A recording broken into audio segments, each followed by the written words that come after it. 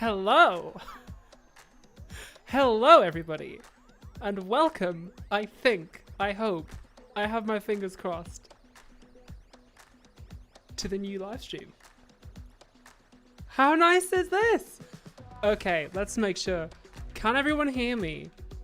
Can you also hear some music in the background? Can you see me? Is everything like okay? The purpose of this stream is to test like my technical setup and like lighting and like I am gonna be having a new microphone soon, so we unfortunately can't test that. Oh, I also need to mute the playback. So hello. Okay, you can hear me. Good. Okay, amazing. Why can you see me in HD? You should be able to.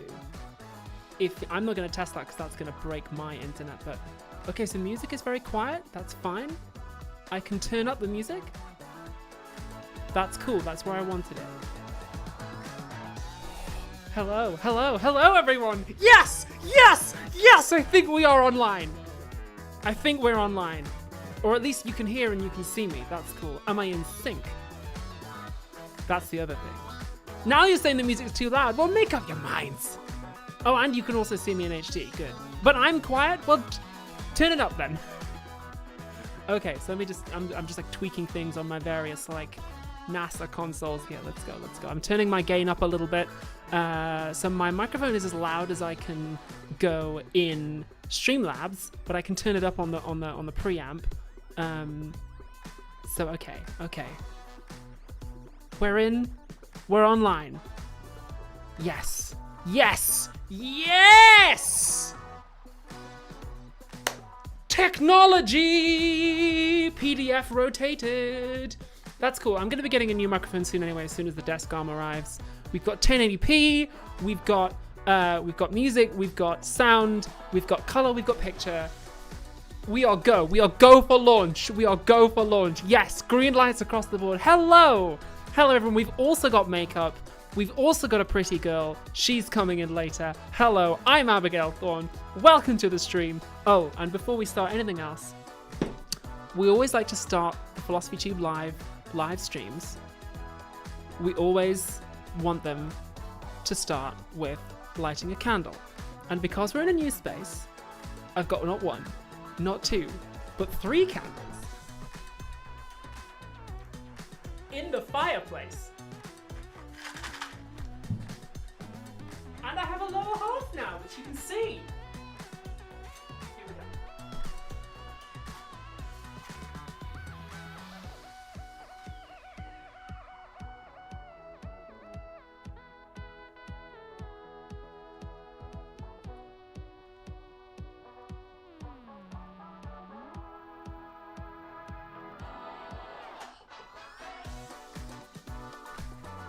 Ta-da! Cute. Now we have a firelight glow by which to stream. Yay! Oh, I'm so happy. Ah, how cute does that look? Oh my god, I love it. I love it. The old and the new, the neon and the flame. I love it. I love it. I love it.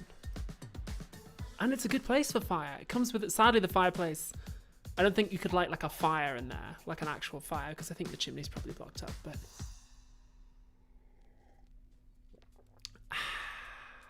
Well then. Welcome to my new apartment. In secret, Streamlabs is having a nightmare on my end. Okay, that's why.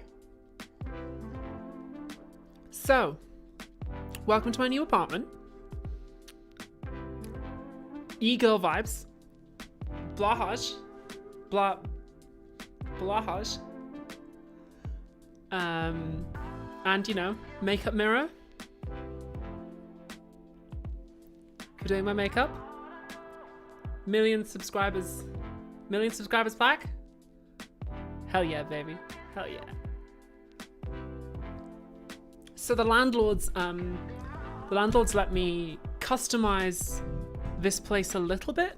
They like didn't let me fully redecorate, but they've let me change a couple things, and they let me put up this ivy and stuff, and I've also been able to like, you know, put up my own posters and stuff in the rooms. I'm still getting it redecorated in some places. Not completely redecorated, but like, yeah. But yeah, new setup. You don't have to have the sparkly curtain anymore, but fans of the sparkly curtain, now it's my makeup tablecloth. So that's cute. Yeah. Pleasure and determination. My two things. My two big things. Do I keep purple lights on all the time or just for streams? I keep them on a fair bit, you know. So I've got coloured lights in my bedroom and also in the living room, so I can change the lights. I like coloured lights. I like living my life under coloured lights. Once you can choose the colour of light that you're living under, it just makes everything better. Welcome. Oh, I'm so glad you're all here. I'm so glad this is working. I hate the technical aspects of streaming. I don't want to do the technical aspects. I just want to you know, just want to vibe. But yeah, you've got to handle the technical stuff as well. But yeah. Well, how are you anyway? I'm doing good. I have been in the US. I was in the US for 3 weeks until Sunday. I was in LA for the first week of VidCon, and for the first week I was in LA for VidCon. I didn't go to the con itself, but I was just kind of like in town hanging out with other creators during that. That was really fun. And then I had a week in Seattle with Mrs. X, friend of the show.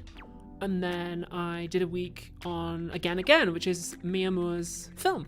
I just wrapped on that. And then I flew back to the UK. I landed on Sunday. Monday I started a TV show, so I've had like no rest.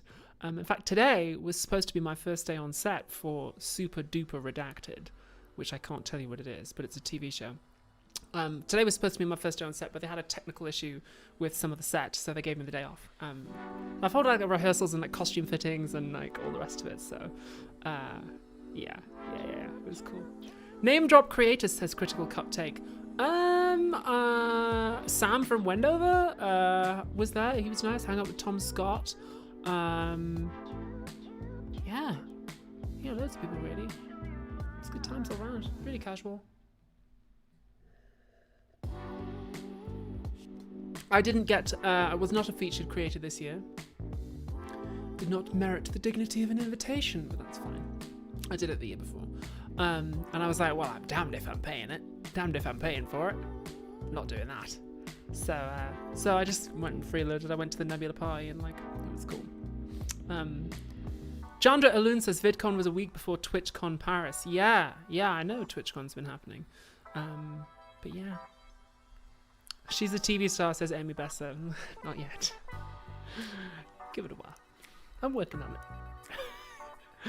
Yeah, unfortunately I'm not allowed to tell you what all my TV projects are. But I'm super excited. Especially for this one we're filming at the moment. This is gonna be a big deal. It's 8 p.m. for you, time to bring out the wine, says Topless Topics.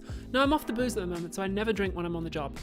When I'm on an acting job, I never drink because it messes up my skin, and also like I want to be in shape. In particular for this character, I want to be in good shape, and also there's if the writers and the actors strike lifts, or when the writers and the actors strike lifts, it will eventually.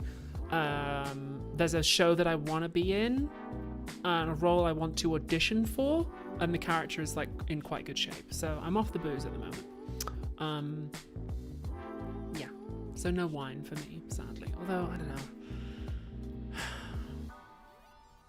Maybe for a special occasion I might. I don't know. I could be tempted to like go out for drinks or something. I was gonna, well, I don't have a date this weekend, so I'm just like, oh. Probably not gonna end up drinking this weekend. My date this weekend is with Tears of the Kingdom and with you, the audience. Because I don't have any plans this weekend. You know, all of my friends are busy, and all of my friends are busy. So it's just me. It's just me and, you know, and Link and you. So that'll be fun. So yeah, Super Duper Redacted is filming at the moment. I think there's probably gonna be some disruption because of the strike. Yeah. Rachel Michelle says, how do you manage not getting acting gigs that you really want? I mean, you know, it sucks.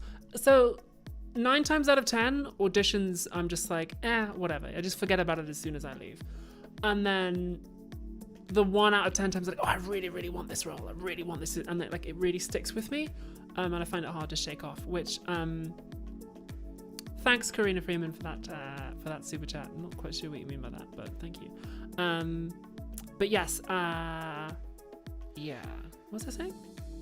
Oh yeah, so 9 times out of 10 I leave auditions and I'm just like, yeah, whatever. And then 1 time out of 10 I'm just like, I really want that. And if I don't get those, then I am sad. But you know, sometimes I really get those. So when I auditioned for Super Duper Mega Redacted, I was like, oh, I really, really hope I get that. That'd be really good. And then I did. So that was nice. Puggles Gray says, do you think you'll continue to do Philosophy Tube videos this year, or will you be taking time off for acting? We film the next one on Thursday, baby. Come on, it's me! I don't take a break, you know me. I haven't had a day off in years. I'm not going to let you down like that. We're filming the next Philosophy Tube on Thursday. I have a costume fitting at 10 a.m. tomorrow morning with Brian, the Philosophy Tube stylist, to try on the latex bikini that I'm going to be wearing. Don't worry. Don't worry, I've got you covered. Come on. It's me. Yeah, so we filmed the next one on Thursday. It's about the philosophy of law. It's going to have a cameo in from another creator, which is fun. In fact, it's got a bit of an all-star voice cast as well. I've assembled a few people, probably people you wouldn't expect as well. So yeah, we're gonna have a few acting people. Rachel Massage says, can't wait to see Super Duper Redacted. Oh, I can't wait for this one. Like, you're never gonna see it coming. You're never gonna see it coming. You'd be like, oh, what is it? What is it? What is it? And then it would come out, and you'd be like, oh, I'd be like, yeah. So a couple of people know. Already. Some of my friends and family know. And they're like, yeah. So yeah, it's good fun. It's good fun. So yes, new Philosophy Tube on Thursday. I think I'll be in, let me look at my diary here. I am supposed to be in rehearsals for at least one day next week for Super Duper Redacted. Maybe more, because at some point the scene that we were supposed to film today we'll have to do that at some stage when they fix the technical problem. But yeah.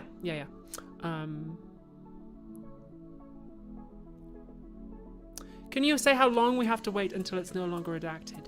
No, because I don't know. But it will at the very least be not until it's done filming, which might be, well, who knows now because of the strike. Because some of the actors in Super Duper Redacted are members of SAG, and therefore they're now on strike. So we won't be able to finish until the actors strike. Well, I don't know, actually. I don't know what the rules are for actors who are in SAG but working in the UK. Especially if their contracts are not... I don't know whether their contracts are run through SAG or through Equity, which is a British Actors Union. So I don't know. At the very least, I won't be able to tell you what Super Duper Redacted is until at least 2024. Thank you so much, Ray Clausen. You're so sweet. Thank you for that super chat. So yeah, it'll be, and like, I think it's also I think it depends on what their media team want to do. So I'm in touch with the media team for Super Duper Redacted about whether or not we can, whether or not we want to do a casting announcement, and if so, like what that's going to be. Because I mean, the nature of the fact that I have like Philosophy Tube is that there's probably going to be like a casting announcement whether we want one or not, because they don't always do a casting announcement for everyone who's in the cast, right? Sometimes there's a small role that like this is, you know, this is glop shitter, right? And then sometimes they're like, oh well, you know, we're not really going to do you one because it's a small part. But then yeah, we shall see. Are you in Equity? Says Mr. F1 Shy. Yes, I am. I'm proud to be a member of the British Actors Union Equity. Of course I am. I am not a member of SAG currently. I think you have to do a certain number of jobs in the US at a certain level before you can be in SAG. I'm not currently in SAG. In SAG? Freudian slip. Hey, I tell you what, I'm not currently in SAG either. More's the pity. You got to do a certain number of jobs at a certain level in the US before you could be in SAG. I'm not currently a member of SAG. My apologies. Yeah. So yeah. What else? Oh, so somebody says, oh yeah, so I mean, we were talking about the strikes anyway, so, okay, we can talk about the actors' strike. I need to be very, very careful what I say though, so please, and before we talk about the strike, I need you to understand a few things. Okay, I need to be really careful what I say here. Topics, ask me again in a bit, because I need to really be careful what I say here for reasons you will see. Firstly, I need you to understand some context. I am currently employed to do an acting job. Part of my contract for that job is a non-disclosure agreement. So there are some things that I cannot talk about. What else? I can also say it is a fact I am not a member of the Screen Actors Guild of America. What else can I say? Oh yeah, in the UK, there are quite strict laws about who is allowed to strike. There are also quite strict laws about who is allowed to talk about strikes and what they are allowed to say. In particular, because I have more than 30,000 followers in the UK, I am legally classed as a celebrity, and my public speech is regulated by the Advertising Standards Authority. So I need to be very careful what I say about striking in the UK. Because, for instance, if I were to encourage people to take part in an illegal strike, for whatever reason, then I could be in very serious trouble with the police for doing that. So please understand that I need to be very careful what I say, and if you have questions, I may not be able to answer all of them. Occasionally I may just have to be like, no comment, for all sorts of reasons. If we were like down the pub, then I'd probably, be able to speak a little bit more freely, but in public like this, at work, I need to be really careful what I say. With that in mind, I can tell you I am not a member of the Screen Actors Guild of America. I can also tell you that I am a member of Equity, the British Actors Union, and that I will be following all the directives that my union give me, and all the advice that they give me, and all the legal advice that they give. I'm sure they will put out advice for UK actors soon, and I will be sticking to all of the advice that my union give me. What else am I allowed to say here? I'm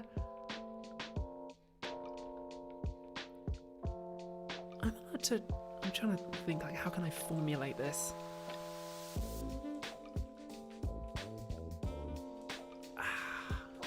Is that encouragement if I say that?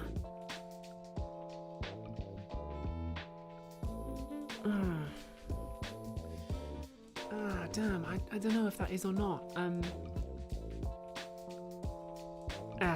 Yeah, I better keep my mouth shut. But yeah, so please understand, I'm restricted in what I can say legally, and I also need to. I'm also like under contract right now too, so yeah. I'm sorry. I know that this is a kind of tension as I'm putting these two bits of my life together, and as I become the actfluencer. The new species.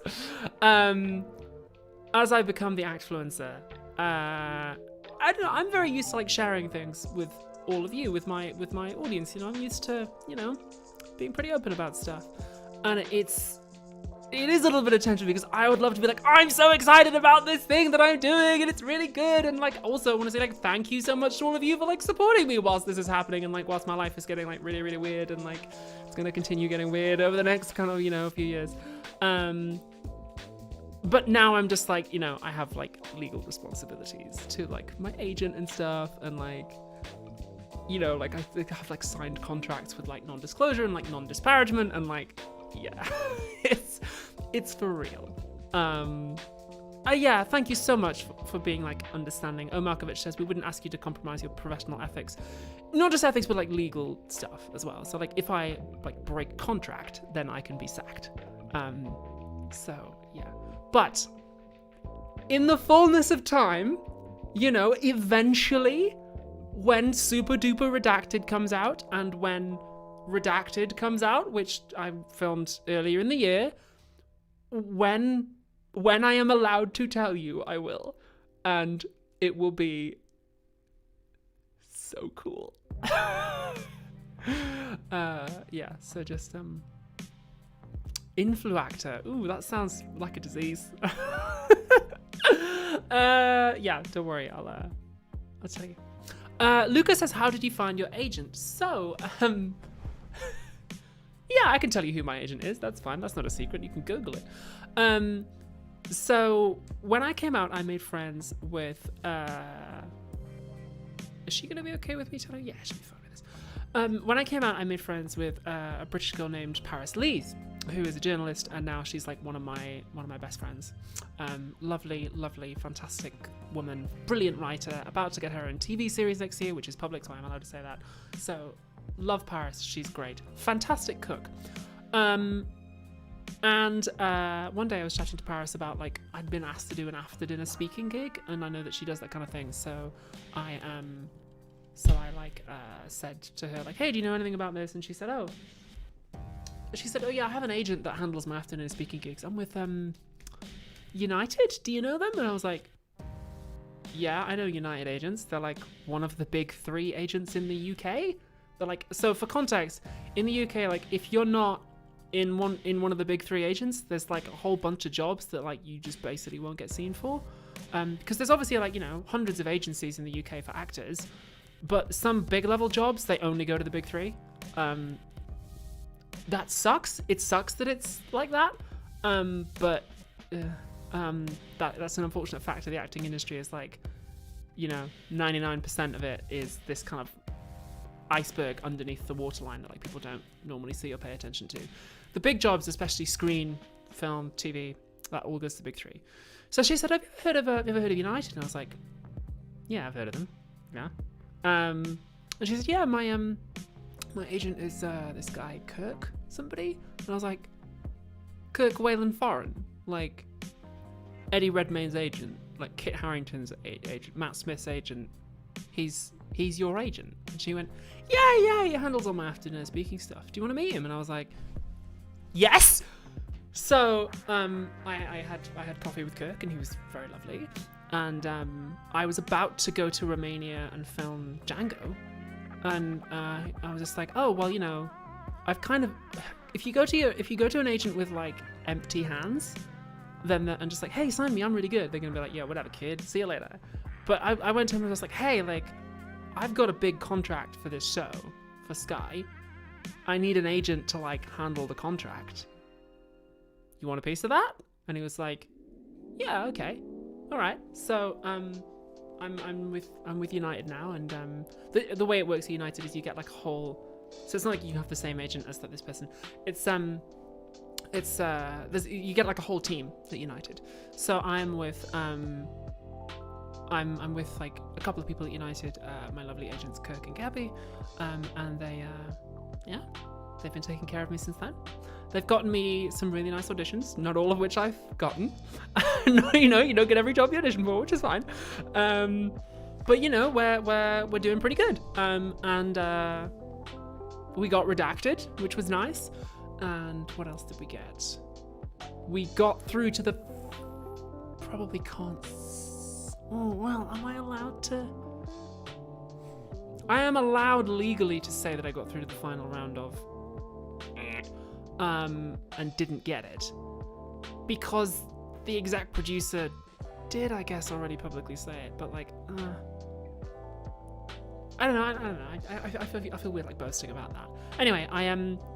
It feels like boasting, so I think I'm legally allowed to tell you what that was, but I feel good. So yeah, I got through to the final round of something. And didn't get it, which was cool, which is a big thing, but that's cool. And then I got Super Duper Redacted, so they're happy about that. So yeah.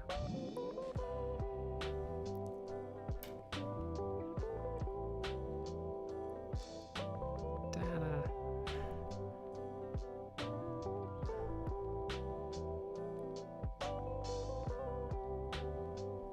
Every time.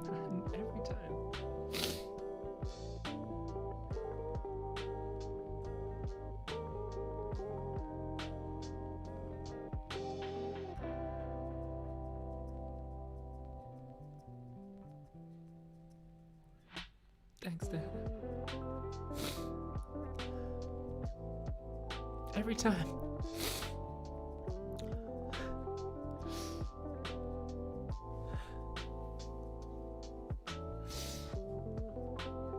I'm glad you like the new place as well. It's smaller than my last one. You know, the rental market's kind of contracted, so.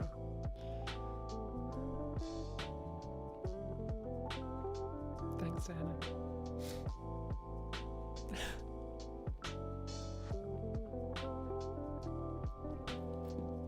I've actually got a picture of Kim Petras on the wall up here, just to, you know, keep me going. I've got Kim Petras and Audre Lorde.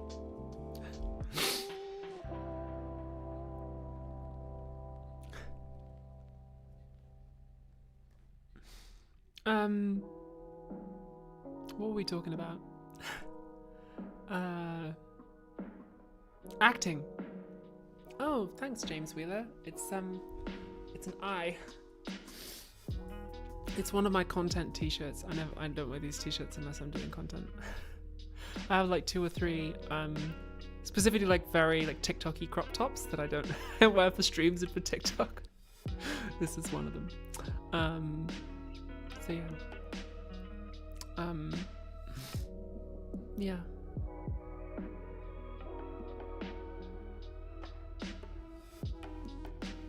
Becky Feltham says, if you ever need a dialect coach, I'm in training, but hit me up. Well, that's a really kind offer. I got a dialect coach for Super Duper Redacted. Yeah. Huh. Alice J. Mitchell said, did anyone else notice how weirdly low the doorknob is? That's never occurred to me.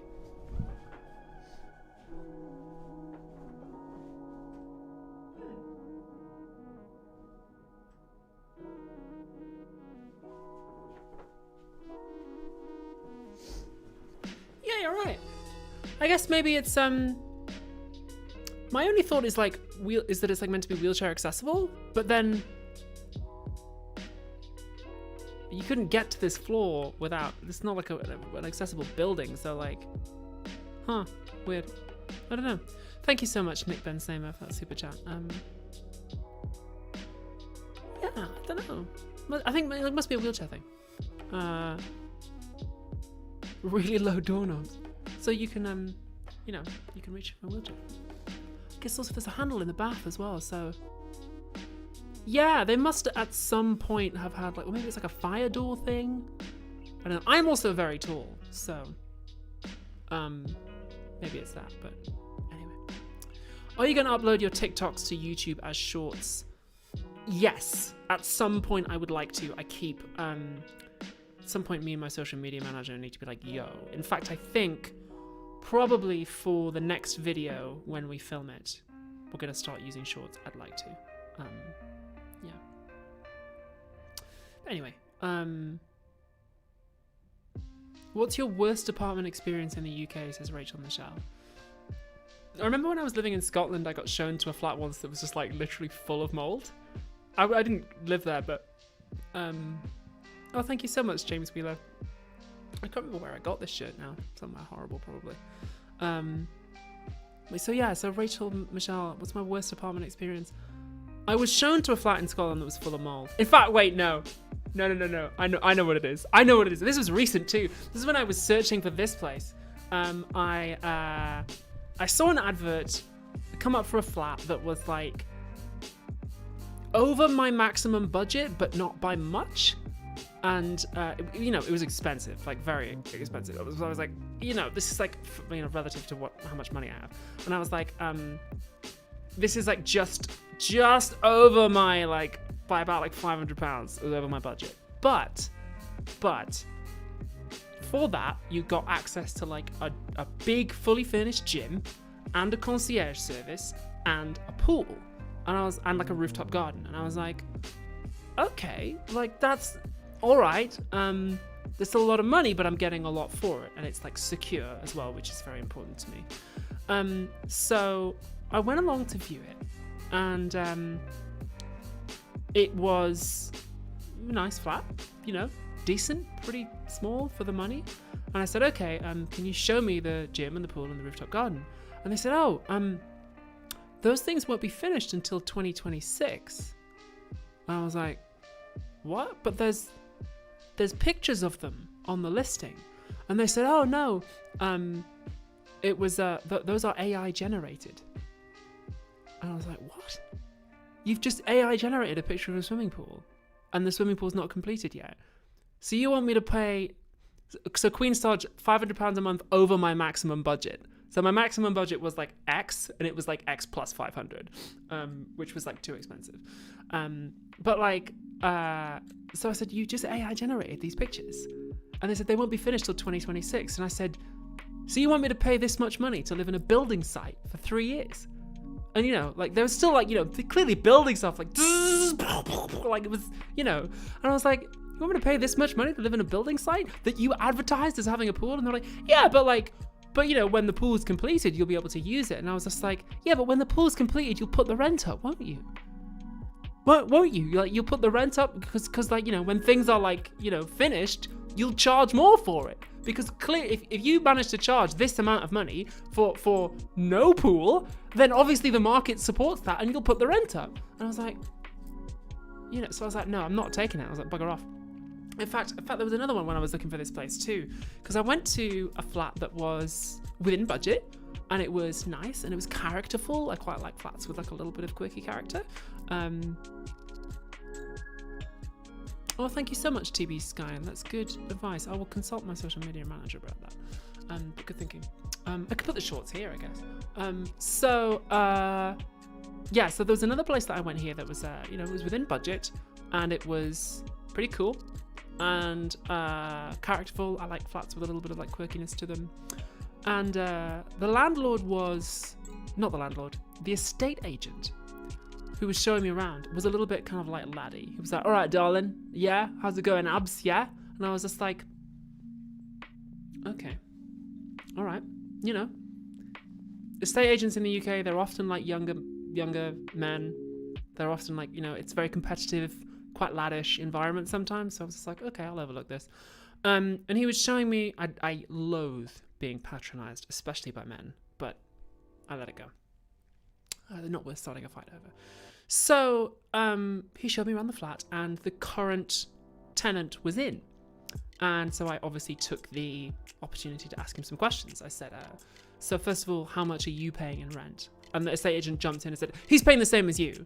And then the tenant told me, and I was like, oh, that's £500 less than they're asking from me. And he was like, oh, okay. And so the estate agent had obviously like not wanted me to hear this. And then I said to the current tenant, I was like, okay, polyester suit guys, says Bluish4. Yes, exactly. You've nailed it. They're polyester suit guys. You know, and they're like shiny suits, right? So anyway, I asked the current tenant, well, are there any problems with the place? And the tenant was like, no, it's pretty good. I mean, I think the boiler needs replacing. Like basically a couple of months ago, it stopped working and they got it on its feet now, but like it needs a new boiler. And I was just like, okay, cool. So on the way back down from the flat to the car, I said to the estate agent, well, I like the place. I think it's good. I'm gonna put in an offer for the asking price, because in London you have to bid on what rent you pay now. Fun. And I said, I'm gonna put in an offer, but my offer is conditional on I want you to repair this thing in the bathroom that's broken. I want you to repair this kind of bit of window thing that's like molding and you need to replace that. And I want a new boiler. And he said, oh no, you don't need a new boiler. And I was like, current tenant just said that the boiler needs replacing. And he said, no, he didn't say that. And I said, don't tell me what he said. I just stood in the kitchen 5 minutes ago and he said the very words, the boiler needs replacing. My offer will be conditional on that. Thank you. So I did in fact make a conditional offer on that. And they, were very upset about this. And then they said, oh, there's, wait, no, I didn't make an offer actually. I didn't. I went home and I talked it over with my mum and dad and I was just like, I don't like how that guy patronized me. I don't like how he tried to gaslight me. And I don't like how he doesn't want to replace the boiler. So, and also, as soon as we left that, I said, oh, we kind of need an answer within the next 2 hours because, like, there's a deadline for when we give the offers to the landlord. And I was just like, okay, I don't like being pressured. I don't like this at all. So I said to him, you know what, the flat is nice, but you've been so rude to me that I actually don't want to give you my money. Because I said to them, like, I feel patronized, I feel spoken down to, I feel like you're trying to pull the wool over my eyes. And I think that if I had a problem with that flat and I had to come to the estate agent to have it fixed, I don't think you'd help me. And I don't know, I instead of viewing it as like, I'm looking for a place to live, I viewed it as like, I am looking to hire an estate agent. That's what I'm looking for. It's like, no, I'm paying the money. You don't work for the landlord, you work for me. And I was just like, no, I'm not gonna hire you. Just get stuff. And he was like upset about it. He's like, oh, I'm really sorry. Like, and I was just like, done. I'm not going there. So I didn't. Don't be misogynistic to your clients. That's the moral of the story. Thank you so much, Justin Hester, for that super chat. That's really kind of you. But yeah. Is home ownership in the UK as unreachable for millennials as it is in the US? Yeah. I will not be able to afford a house. Certainly not one that I'm going to want to live in. Certainly not in London. Yeah, so that like the houses in London that you'd like, that I'd actually want to live in are like, we're talking millions of pounds. Like maybe someday if I really, really work my ass off and make a lot of YouTube videos, because by the way, acting does not pay very well. I'm not saying anything specific, I'm not breaching any terms of my NDA, but acting does not pay super duper well. That's why the American actors are on fucking strike. So if I make a lot of YouTube videos and get a lot of people to sign up to Nebula, maybe someday I'll be able to afford a house that's shit.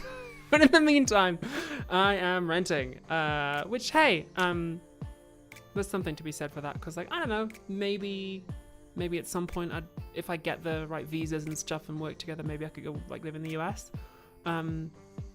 Also I think like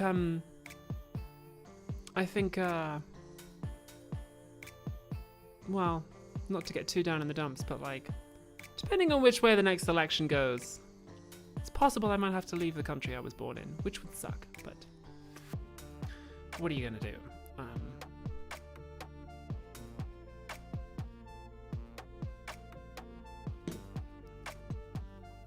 Or marry a sugar daddy. Yeah. I mean, do you see a date? It's Friday night. Do you see me on a date? I don't think that's happening. But yeah.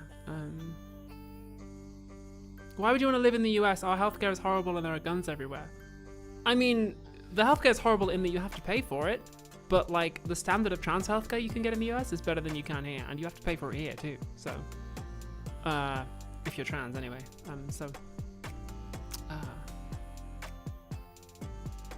Yeah. Sugar mummy? Yeah. Yeah, if you know any. Sign me up. So no, I think for acting I would have to live in either London, LA, or New York. Those are the only options really. Thank you so much, Munch Bob. Every time I eat haggis, I think about the Amy Coney Barrett video. Oh man, I haven't had haggis in years. I should get some haggis. It's a good thought. Meaning Forever says we're all in a parasocial date in this live chat. Yeah, hell yeah we are. So yeah, I think if I were in the US, it would have to be either New York or LA. And I spent a week in LA recently. I've got friends in LA. I'm developing a few projects in LA, which are all on pause now because of the strikes. Yeah. LA, I can see. I mean, I'd have to learn to drive. But I went and I hung out with my friend Morgana in LA, and she showed me her place. It was really nice. I'm like, So she was paying about the same rent as I am here, but her place was nicer, and I was like, huh. Okay.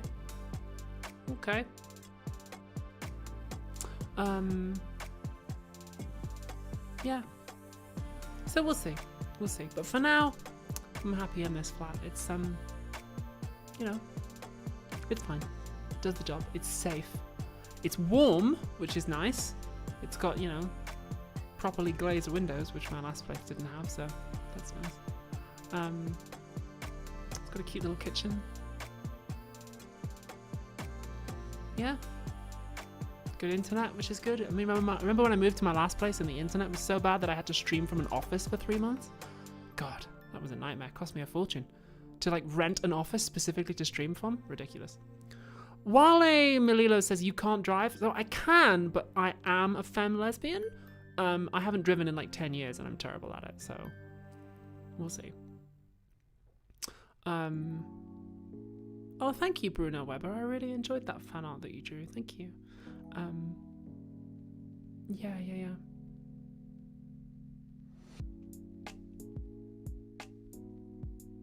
Richard Masseri says, I work in new homes alongside sales teams looking at properties I'll never afford. Yeah. Sometimes I do like fantasy house shopping, where I just you know, if I want to kill half an hour, I'll just like scroll through go on a property website and like sort from most expensive to least and just be like, damn, if I had 30 million pounds, I could buy a mansion in Belgravia. That'd be great, wouldn't it? If you had like real sort of mad levels of money. But yeah. Oh well. No, I'm happy here. I'm safe. I'm warm and I'm comfortable, which is more than a lot of people in London. So, James Wheeler says London or Brighton Pride. No, sadly, I missed London Pride. I was flying back from the US for Trans Pride. It's the first Trans Pride since I came out publicly that I've not been to. So that was a shame. I was sad to miss it, especially because it was in Trafalgar Square. Like, that'd be amazing. But no, I was flying back from doing a film in the US, and I missed it, sadly. But yeah. Next time. Oh, we can talk about the film I did in the US. It's called Again Again. I think that's my favorite acting job I've ever had. It was so good. So for those who don't know, Mia Moore Marchant is a trans screenwriter and filmmaker who is like big on trans Twitter. I think we both got added to a group chat a couple years ago by somebody, and like now we became friends. And anyway, she wrote this film called Again Again, and I think put out like a crowdfunder for it, and it went viral. They made a whole bunch more money than they thought they were going to. Like Lily Wachowski gave them some money for it, said it's really good, yeah. So they were like, well, we're really gonna make the film. And she sent me the script and said, do you want to read it? While she was like redrafting it for the filming, she said, do you want to read it? And I was like, because I know that, you know, you do writing and stuff. And I was like, yeah, sure, I'd love to. So I read it and really enjoyed it. It was a really good script. And then she said, do you want to play Naomi? And I was like, yeah, I'd love to. But they couldn't pay me because I don't have the right to work in the US. So it was going to be like a For the Love thing. And I really wanted to. And then I looked at my calendar and I was like, oh, I'm actually in the US right before you would want to see me. Right before you would want to like have me on set. Because she gave me the dates they'd want me there. And I said, oh, I'm actually like in the US about an hour away from where you're filming. The total coincidence, I was in Seattle for a week. And I was just like, oh, I'm like an hour away. Yeah, fate. Why not? Like, I'll extend my trip to the US, and I made it work with Super Duper Redacted because I knew they wanted me to film. And my agent was like, yeah, we can make that work. So you land on the Sunday and you start Super Duper Redacted on Monday. So kind of a tight turnaround, but we can do it. And so I went to Seattle, and then I went down to Aberdeen, Washington to film Again Again. And it's this, I won't like spoil anything, but it's this really beautiful story about a woman who Mia plays who gets caught in a time loop, like a Groundhog Day time loop, repeating the same day every day for like 10 years. And then she gets out, and then the movie starts. And it's this beautiful story about like female trauma, and I went through this horrible thing, but nobody understands and nobody believes me, and I'm terrified of accidentally being sent back there, and like it messes up all my relationships. So it's about like female trauma, and in particular like queer trauma of being trapped in the closet. And I play Naomi, who is a girl that Aggie, the main character, got together with many times during the loop, but she's only got one chance to make it work this time. Then if she messes it up this time, then she can't just reset the day. So it's like, so we did this like, yeah, I went down to Aberdeen, Washington, and we were all staying in Mia's mum's house, which was really lovely. Like the whole crew and cast were all living together. They gave me a really nice room, which was so kind of them. Like they gave me the best room in the house because I was just like, I was only there for like 6 days. They're like, oh yeah, like guest star. Gave me a really nice room that came with a cat, little Cinder the cat, who's like Mia's mum's cat. He's like 17 years old. He was so sweet. So he was like cuddling me all the time and being like meow. So then we filmed it, and had an amazing time. Really supportive set, really kind people, really like talented people putting a lot of love in. Like Laffrey, the cinematographer, is like brilliant. Heather, who's the co-director, is like got a really great grasp of like the acting and the character stuff, but also the like the technical stuff. And so I've been on some big sets. So Django was a big set. Redacted was like, about as big as they get. Super Duper Redacted will be a very big set. I've been on like big sets, big money. And when it's a big set and there's like, 500 people there, then, sometimes the director's like, got a million things to keep in the air. You don't always get time with the director, like, to work on a character, because sometimes it's like, okay, we're burning daylight here, every episode costs like, like tens of millions, so we gotta go. But when it's a small crew, like it was for Again Again, I was able to say to Heather, the director, hey, I really want to work on this in my performance, or like the note I'm giving myself is like this. Can you keep your eyes out for that and like give me notes specifically in that ballpark? And she was able to. I feel like I got better as an actor by doing that. So I was like, okay, I really want to work on this. And she was like, cool, I'll keep my eyes out. We do a take, she came back to me like, so bearing that in mind, I think what you might want to try is this. And I was like, oh yeah. So like, I feel like I got such good practice in. They couldn't pay me. I did it for the love. In fact, I paid to be there, I guess, because I had to pay some money to rearrange my flights. But that's fine. Yeah, I just loved it. I think it's one of the best jobs I've ever done. And like, I got to celebrate July the 4th, and I had to hang out with all the crew and the cast and like eat American burgers and like saw a little bit of the town, and like the scenes are beautiful. Yeah, it's really cool and a little bit sexy too. So that'll be fun. If you want to see me and Mia making out, then you can watch Again when it comes out. At some point somewhere. That's not my department. I don't know. They just wrapped, I think. Recently. In the last couple of days. I don't know, like time zones, maybe even the last day. So yeah, they just wrapped, and I think now Mia's probably gonna take a break, and then they'll get into post. So yeah, amazing. It was honestly so lovely. I was sad I had to leave. I was so sad. I had a little cry in the car on the way away. So sad. But I hope that we'll all get to come back and do it again. I really hope that this film like launches Mia's career, because I have also read the script for the film she wants to do second. So when hopefully this takes off and somebody goes, wow, great work, kid, what else you got? We'll give you a dump truck full of money to make us something else for HBO or Netflix or whatever, right? And so she's got that script ready to go. I've read that script. It's one of the best scripts I've ever read. It's just fantastic. And she was like, there's a role for you in this as well. So I'm like, hell yeah, dog. Thank you, Topless Topics. I think in 10, 15 years time, people will look back on Again and be like, do you know, that was the first thing they made? Like those filmmakers, that was like a really, filmed this like tiny little thing in Aberdeen, and it was all kind of done professional but guerrilla style, and it was just like, oh, so good. So yeah, it was a beautiful time. Also, there was quite a funny moment because so I decided to take a leaf out of one of my acting mentors' books. So when we did Django, there was a very, very lovely actor, Nicholas Pinnock, who's become a good friend of mine, who he was in accent the entire time he was in country. And so he was doing his like cowboy voice the whole time.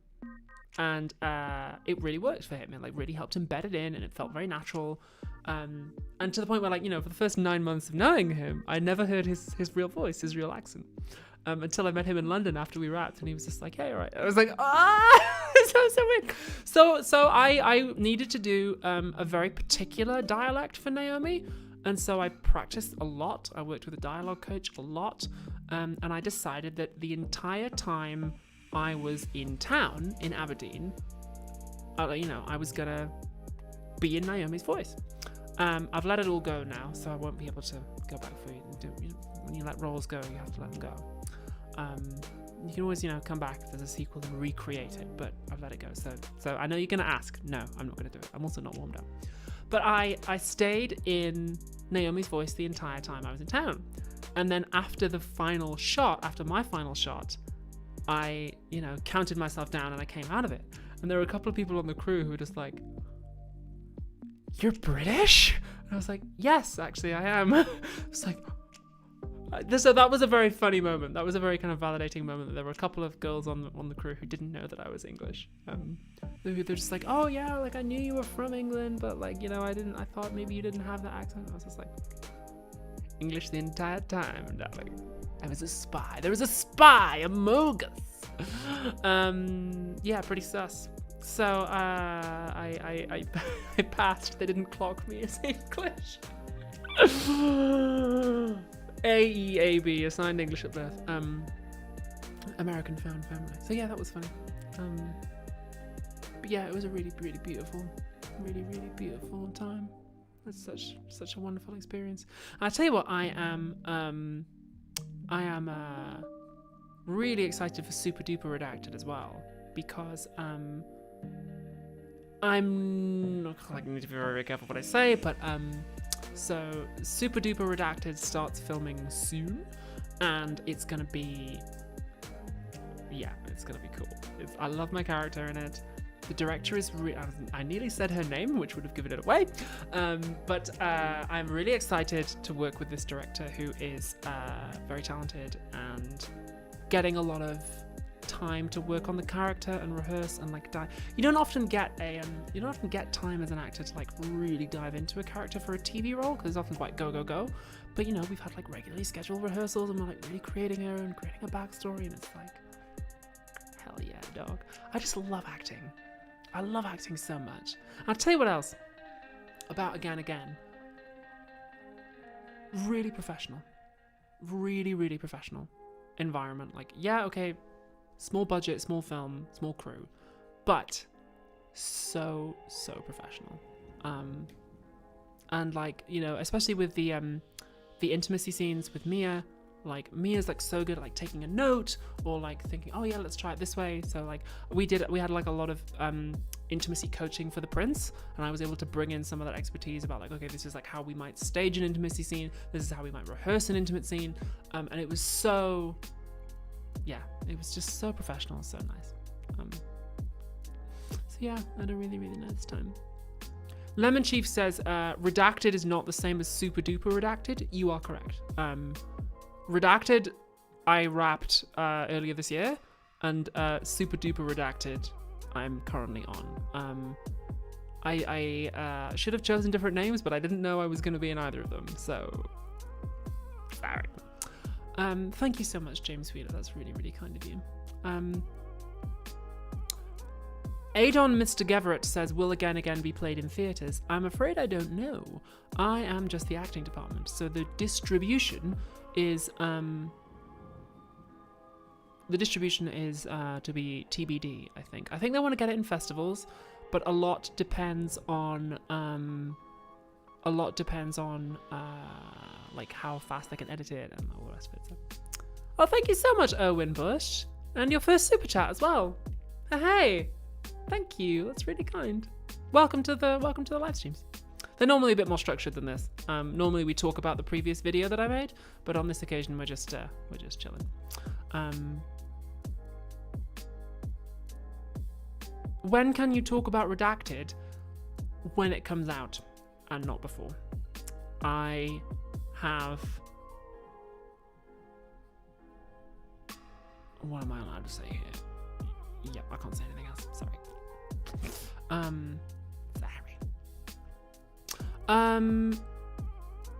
Yeah.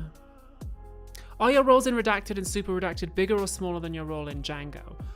That kind of depends. So you never know how big your role is until it comes out. I mean, Your role never gets bigger, but it always does get smaller.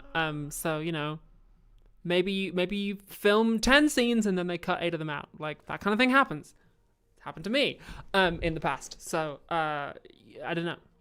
But also, like, sometimes small roles are very memorable. Sometimes they're not. Estimated timeline for the next Philosophy Tube, says Eric Lundquist. We film on Thursday. I will get it edited as fast as I can, so probably end of July. Pretty confident I can get it out by end of July. I mean, my rehearsal schedule for the... Oh, let me have a look at my diary. Let me have a look at my diary. So, we film on Thursday the 20th.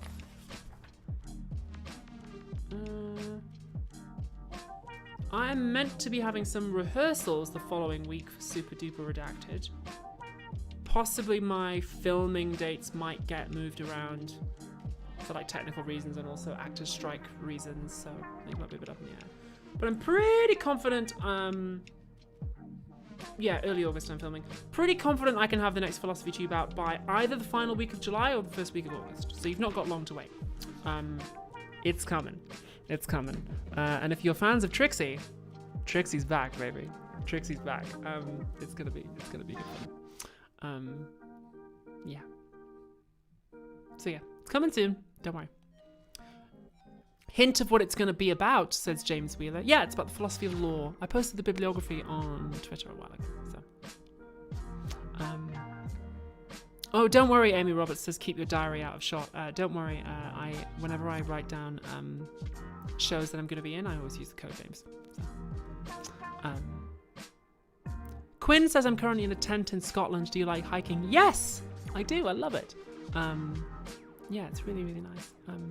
Hey Non-Anonymous says, behold the only millennial with a paper diary. I like having a paper diary because I like that I can close it and put it down and then I'm done.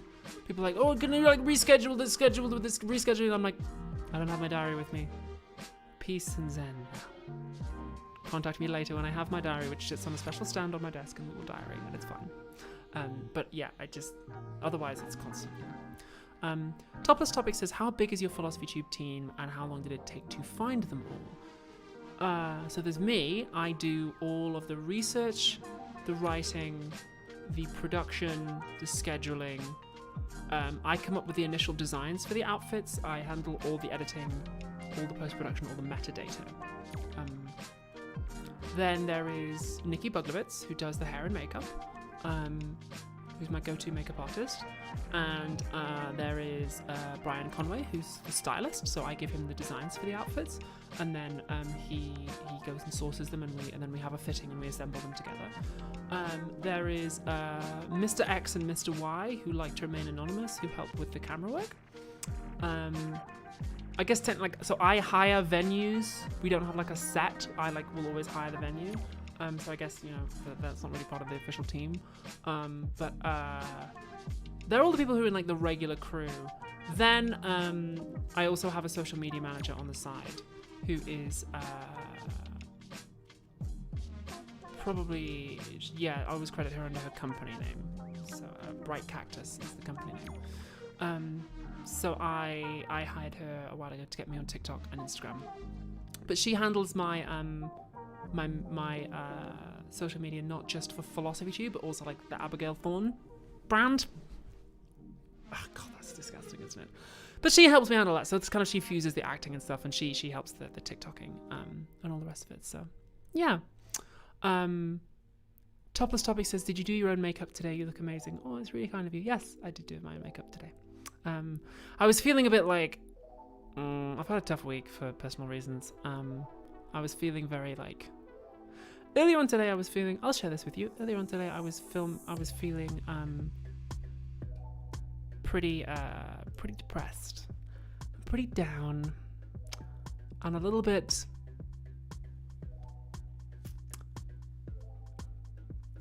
so if heartbroken is 10, I was at a 1. I was heart sore. My feelings had been slightly hurt by someone. And, I mean, not entirely that person's fault. A little bit of my own insecurity. But I was feeling bad. And I hadn't done my makeup in like a while, and I hadn't been anywhere and wasn't feeling especially attractive. So I was like, you know what? I'm gonna have a good old stream. I'm gonna put on an outfit. I'm gonna put on some makeup, and I'm gonna feel good about myself. And I did, and it worked. So there you go. I'm gonna shower, gonna wash up, and like, I discovered Philosophy Tube via TikTok, and I'm obsessed. Any chance of an episode about the philosophy of soap, says Eliza Jane Smythe Productions. Oh my god! People do discover the channel through TikTok. Yes! I'm going to tell my social media manager that. She's going to be very pleased. Welcome. Probably, for being honest with you, probably never going to make an episode about the philosophy of soap because I don't think that's a thing. But you're really welcome anyway. Like, thank you for joining the weird little community that is the Philosophy Tube fan base. Like, I love you. Welcome. Welcome along. Good to have you here. Thank you for putting up with how like weird and erratic my TikToks are. They don't make any sense. Oh my god, I made I made a TikTok a couple of days ago that was like, I was upset about something, and I made a TikTok that was like quite clearly about the thing I was upset about that got like really personal. And then I made it, and it was really funny, and then I sent it to my social media manager, and then like 24 hours later I was like, wait, no, please don't post that. Take it back. Deleted it. Deleted it before it got posted. So that was funny. Yeah. Yes, I am on TikTok. I am the Abigail Thorne on TikTok and Instagram and everything else. Summer Abdillah says your voice on Leech is amazing. Thank you so much. I'm really glad you liked it. I really enjoyed doing Leech actually. It was good. I remember the air conditioning in the room I recorded it in was broken, so I was dying as I was recording that. And it's supposed to be a story about like a very cold, snowy place, and I was like, and the snow's coming down. I was fucking dying. It was great. But yeah.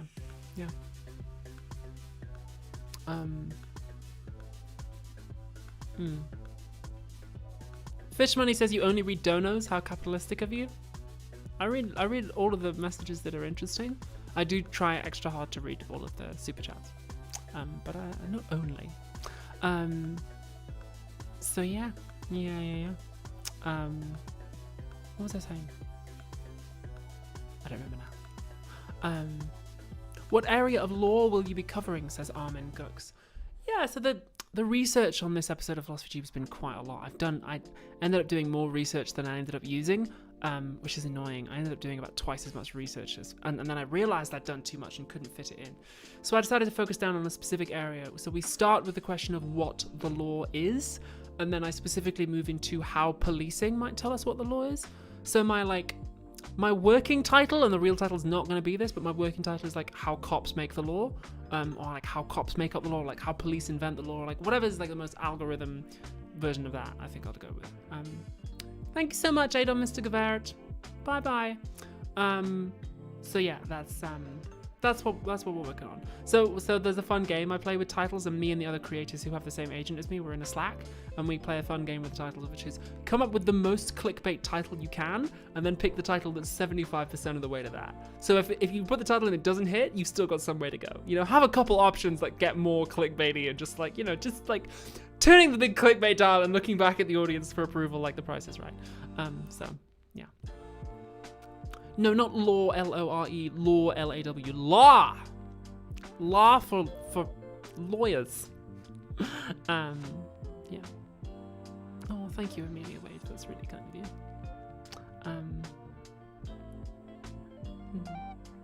So yeah, it's gonna be about the law, judges, courts, policing, that sort of thing. Also, this was gonna be my Pride Month episode, so there's a lot of LGBT stuff in there. Like a lot of LGBT like case studies. But then I was like in the US for 3 weeks during Pride, so I didn't get to film it in time. So it's my like late Pride Month. It's spiritually Pride. Pride is every day,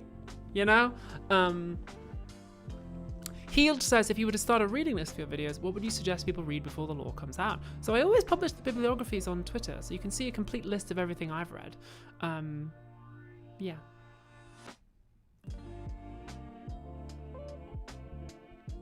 But then I guess whatever strikes your fancy, really. I do read a lot. So let me look at my working doc here. How many words of notes have I written? So It's taking a while to load it up, which is a sign of how much there is. So Control A for Abigail. Oh, no, it's still loading in. 27, 37, 40, 42, 46, 49, 53, 58 pages. So Control A, Tools, word count. 50,086 words of notes I have made for the next episode. It will not be that long, don't worry. But yeah.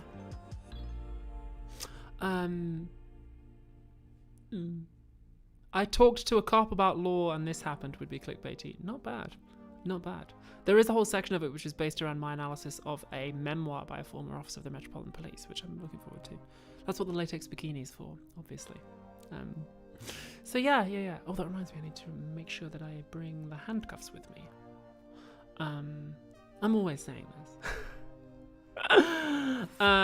Will you be sharing the notes with us, says John X. Paulson. Kind of, yeah, in the form of the video. In that, you know, most of it is just like summaries of what people have said, but yeah.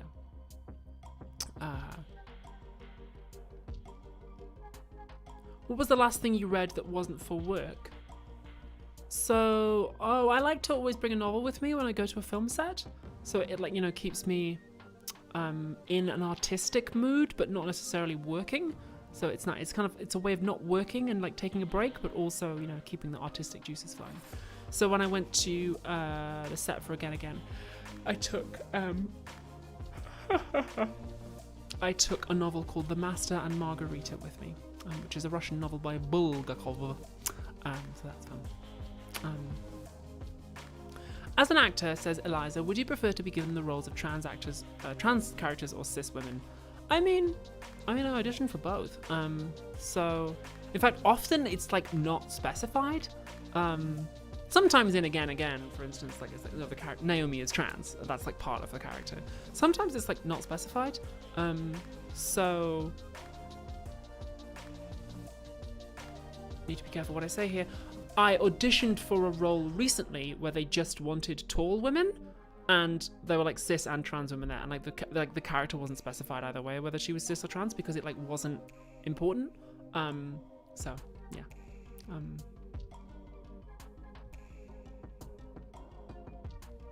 John X. Paulson says it would be great if you could upload the notes to. I mean, I don't think it would, because I think it would be very dense and boring, and like kind of just a summary. It would also contain a lot of my like scattered thoughts, which it wouldn't be readable. It wouldn't be navigable by anyone except me. So it just wouldn't really work. So yeah, in answer to your questions, I auditioned for both cis and trans roles. It really depends. I don't want to get pigeonholed or typecast. I just want to audition for roles that are good, you know. Samar Abdillah says, would you ever act in something written by J.K. Rowling? No, obviously not. I don't think she would want that, and I don't think I want that either. Oh, that's a shame, Sidekick 42. That sucks. That sucks big time. What would be your dream role, says Georgie White? I mean,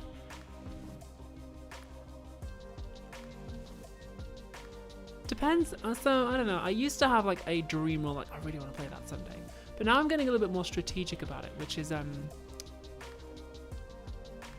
there is a role coming up that we'll be casting after the strikes have listed. Like casting has been paused. There is a role coming up that I want. And I know this role is coming because the casting director knows my agent. And I want a shot. I try not to want roles because you can't control that. It might be like you're not right for the role. Like, but I would love to audition because I think I could do a good version of that role. I think it'd be good for my career. And I know it's going to be coming up. So when the strikes are done, I'm hoping I can get an audition for that. Maybe they've already got somebody in mind. You know, maybe. But we'll see. I'd love to just have a shot. I'm not going to tell you what it is. Sorry. It's, yeah. But, you know, it's something that I'm like, I'm pretty sure I could do that. Like, just give me a shot. Just give me a shot here. Let me show you what I can do. Thank you so much, Topless Topics. He says, what's the most different role you played for yourself?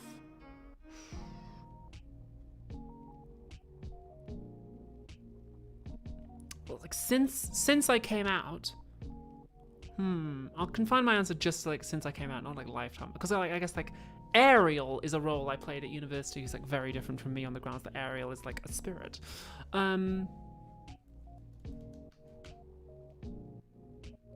You know, Naomi's pretty different from me. I think Naomi was a challenge actually, because she is quite different from me. And I think if I'd really had like more time and more room, I would have loved to. I could have kept going on Naomi. I could have kept researching that for ages, and like really developing into it, like rehearsing and like doing improv exercises and stuff. I would love to do that. I would have loved to do that because Naomi is quite different from me. You'll see, I think, in when Again comes out, that Naomi is very like indecisive. She's like a bit sort of. She's somebody who thinks a lot about things but doesn't do them. She's quite lost, and when we see her in this, and I'm not like that. I'm very driven and very ambitious, and I go after what I want, and I make no secret about what I want either. I'm just like, if I want something, I'm like, yes, give it to me. Whereas Naomi's somebody's like, oh, I really want that, but like I can't do it or whatever. I've never really been like that. So that was interesting.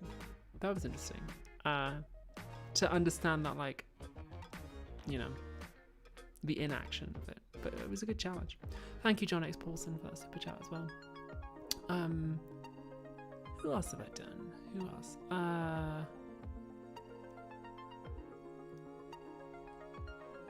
You know, Jess in Django? I really liked Jess. I liked her a lot. Again, I wish I could go back and play that again. There's some roles I'm like, I wish I could go back and play this again. Yeah, I wish there was like a Django 2, you know. Maybe it'll happen, I don't know. But I would love to take another crack at Jess. I really liked her. I miss her.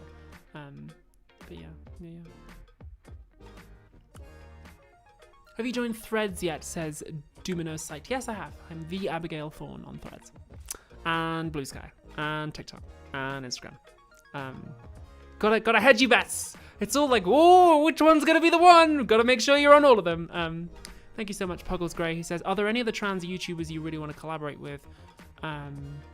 Yes. Oh, it's your first super chat as well. Thank you, Puggles. Thank you. Yes, there is. And in fact, she's gonna have a voice in the next episode. Somebody who I do want to work with. She's gonna have a voice in the next episode. Voiceover cameo. I've got a bit of an all-star cast for the next episode. So that's fun. I'm not gonna spoil who it is yet. But yeah, that's somebody I'd love to work with. I don't really watch a whole lot of trans YouTubers, if I'm perfectly honest. Steph Signati?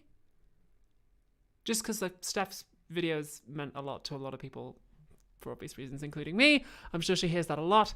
But yeah, I would love to get Steph in on something. That'd be cool.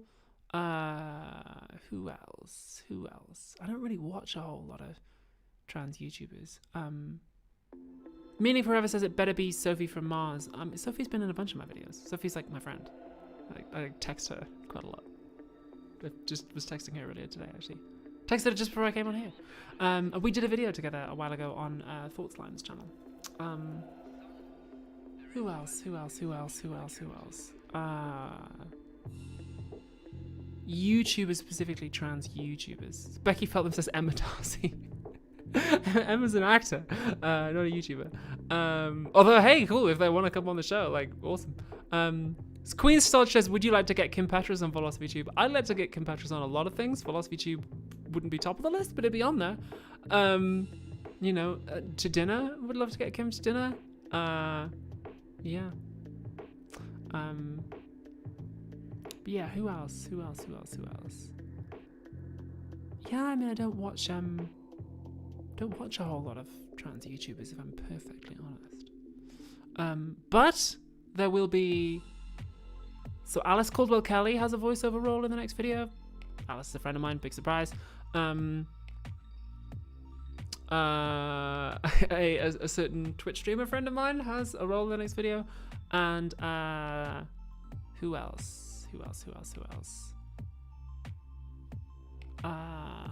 Oh yeah, Devin from Legal Eagle. And also mystery trans woman guest has a small voiceover role too, so that's quite fun.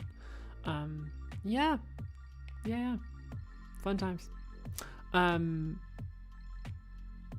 I reckon I'll probably hang out on the stream for another 15 minutes, if that's cool, and then probably go and relax, take off my makeup. Actually, you know what?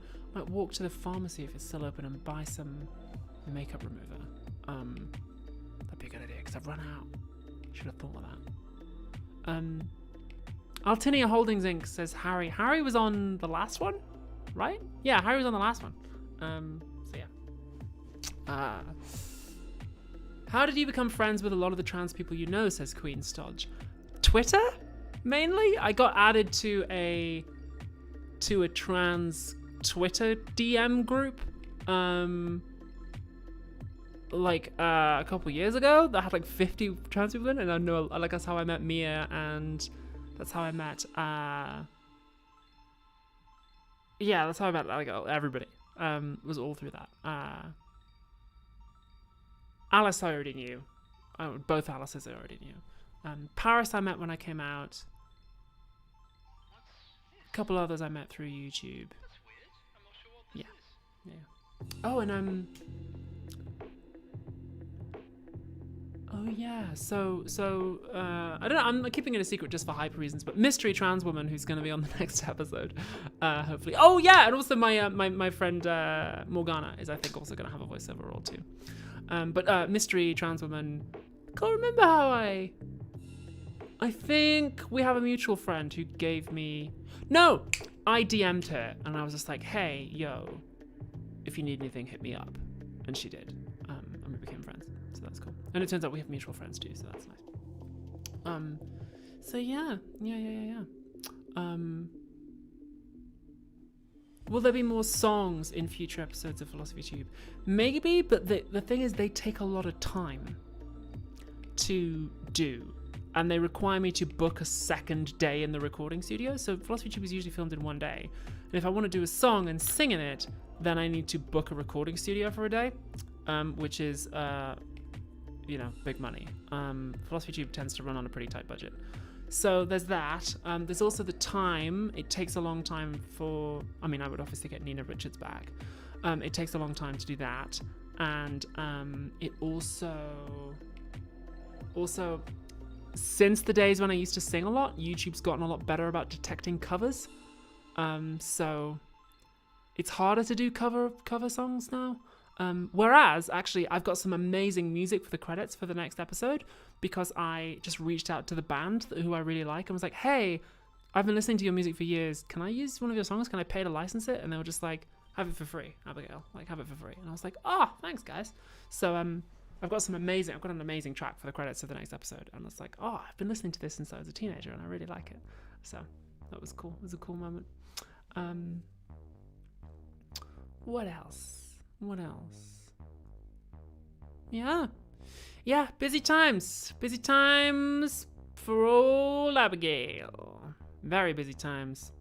Going from a movie in the US to a TV show in the UK in like less than 24 hours, I was like, whoa, still not fully over the jet lag, but that's why I'm a sleepy baby tonight, because I'm still a little jet lagged. Bethany Nicholas says, what does the average Philosophy Tube video cost to make? It honestly varies so much that I couldn't tell you, but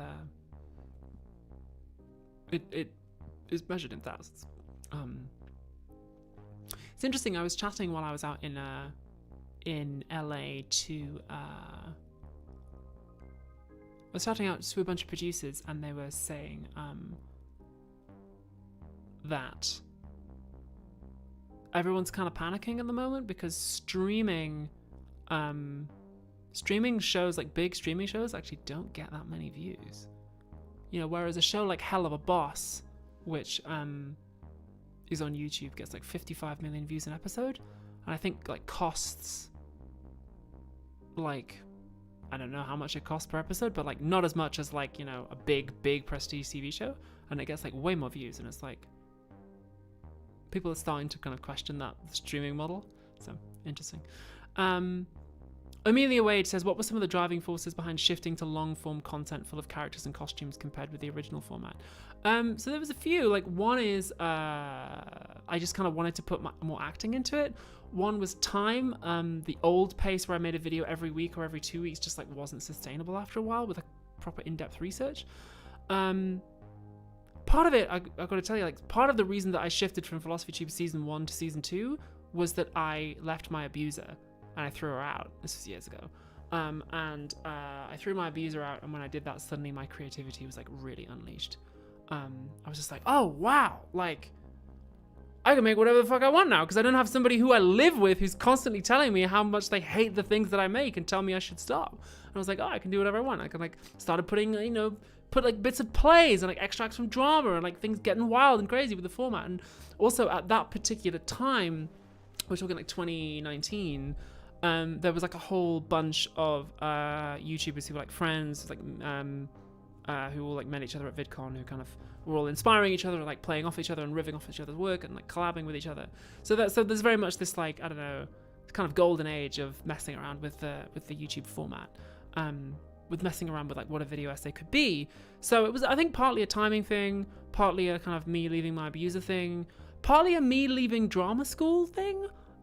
Because I got out of drama school and suddenly I really wanted to like scratch that creative itch and flex those creative muscles. So I was like, oh, I kind of want to use all the stuff I've learned and like perform and stuff. So yeah, it was kind of a multitude of things. We just right place, right time. Also, people started signing up for the Patreon, and I was like, oh, I kind of, I can't just pocket this money. That's not right. I need to spend it on the show. So I was like, okay, what can I spend it on? I'll get proper lights. And then I was like, okay, let me spend it on like a studio. And then I was like, oh, I'm gonna buy some makeup. So you remember like Philosophy Tube season 2, when I was like still in the closet, I was like actually wearing a little bit of makeup on camera. And I like hired, then I hired Mr. X and Mr. Y, and they were doing well. And then like, things kept growing. And then with me and Mr. X and Mr. Y did all of season 2. And then when season 3 came in, I needed to, I was like, okay, I'm transitioning. I kind of need I knew that I needed to like step it up. I knew that I needed to be like, okay, I've transitioned, but don't go anywhere because the show's actually getting better. I knew I needed to like, just kick it up a notch. Bam! So I had a makeup artist and a stylist, and then, yeah. So, that's how that all worked. But yeah, it just comes out of a place of like, this money isn't mine. I need to spend it on the show. So that's how that works. Yeah. That's it really. Do you feel like your back catalogue still passes muster? Some of it did. There's some stuff I look back on it and I don't watch it now, but I'm just like, that's really good. That's cool. Some of the stuff I made from that, like, that sort of, the sort of left tube era when like all that kind of creativity and like wildness was happening, I look back and I'm like, okay, that kind of doesn't really work, but like I could see the experimentation. And then, so like some of Philosophy Tube season 2, I'm just like, okay, like I can see what I was going for there. Like, I still think the Confucius episode is funny, but specifically, I think the Confucius episode is funny because I was convinced that was going to be one of the last videos I ever made. I was like, my career is over once I come out. I'm doomed. So I was just like, you know what? I'm just going to have fun with it. What else?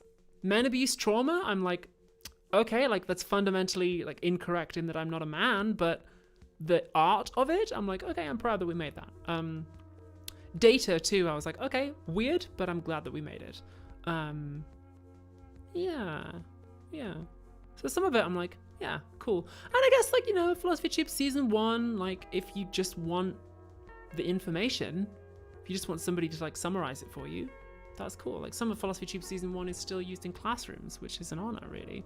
And people, I don't go back and watch those now for, obvious reasons, but I don't mind teachers and, students using it there as an educational resource. So some of it I'm like, yeah, you know what, I'm proud. I was reflecting on this a lot recently because Philosophy Tube turned 10 in May, and I was like, you know what, I'm kind of proud. I think of, I'm a little bit proud of what I've made. That's cool. Yeah.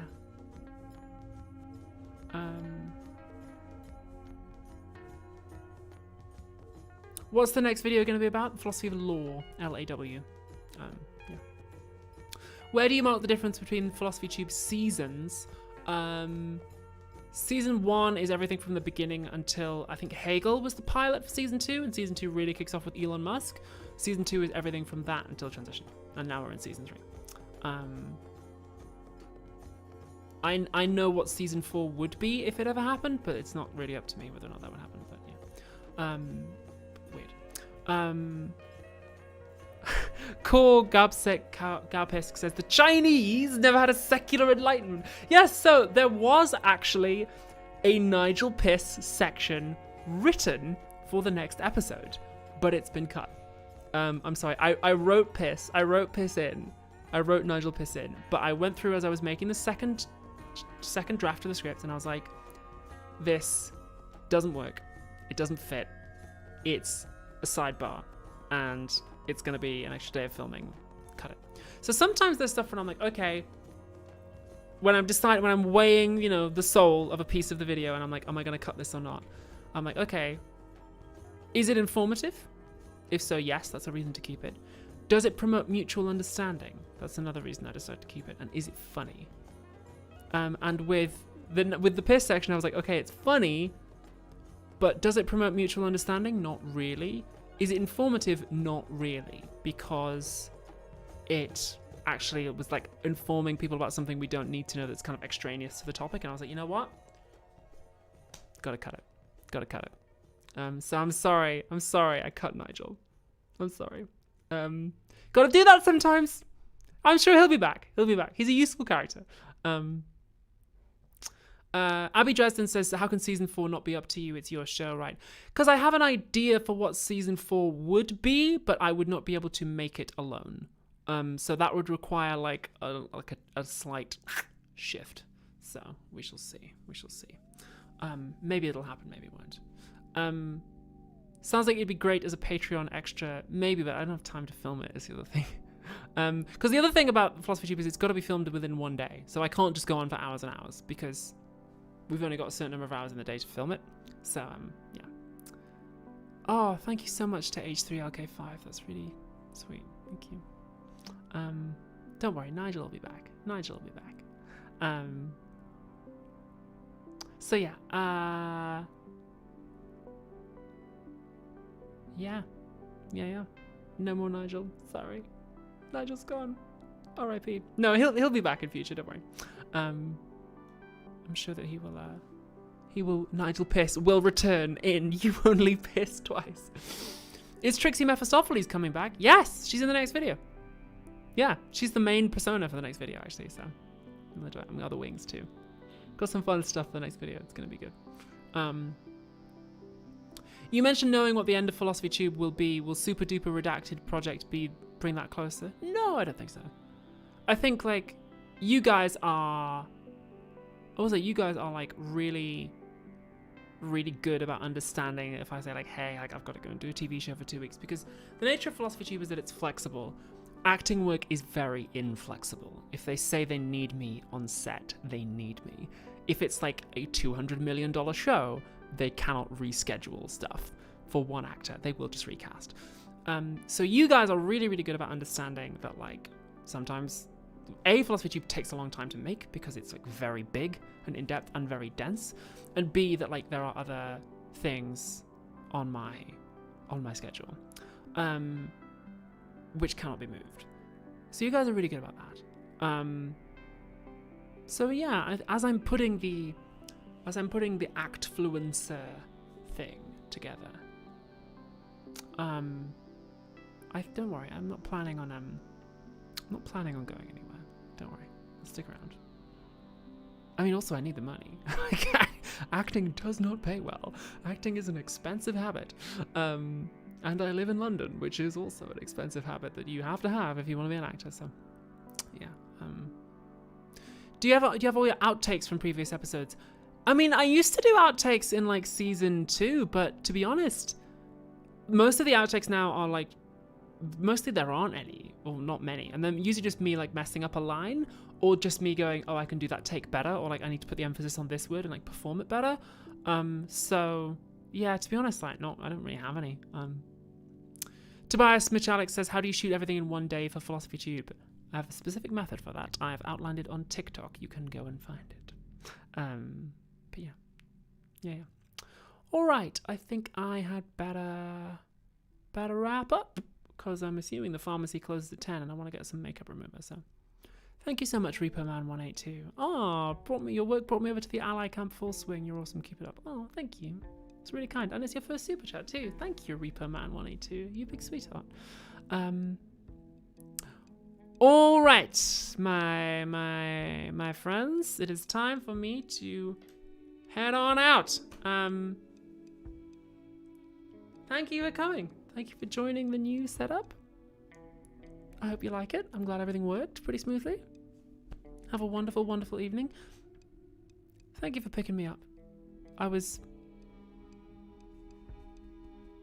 feeling too good earlier today. You know, I talked about it earlier on, like, I was a bit like, but this has been nice. You could always transition to podcast, says Andy1508. I have a podcast.